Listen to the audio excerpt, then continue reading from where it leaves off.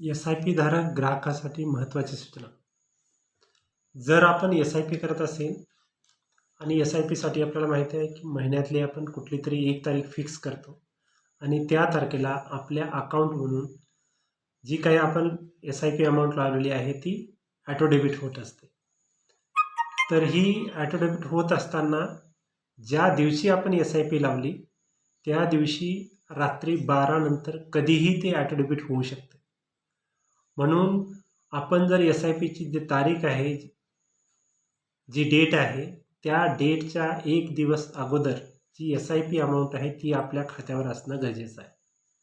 जर ती आपल्या खात्यावर नसेल आणि आपली एस-आय-पी जर रिजेक्ट होत असेल तर पर एस-आय-पी जेवढ्या तुमच्या एस-आय-पी आहेत प्रत्येक एस-आय-पीला बँक पेनॉल्टी लावते आणि ती पेनॉल्टी अगदी ₹200 पासून 500 ते 600 रुपये पर एस-आय-पी असू शकते. आणि याच्यामुळं मोठं नुकसान, आपलं आर्थिक नुकसान होऊ शकतं. त्याच्यामुळं आपली एस-आय-पी जी तारीख आहे ती तारीख लक्षात ठेवून त्या तारखेच्या अगोदर जी काही रिक्वायर्ड अमाऊंट आहे ती रिक्वायर्ड अमाऊंट आपल्या एस-आय-पी त्या अकाउंटवर असणं गरजेचं आहे.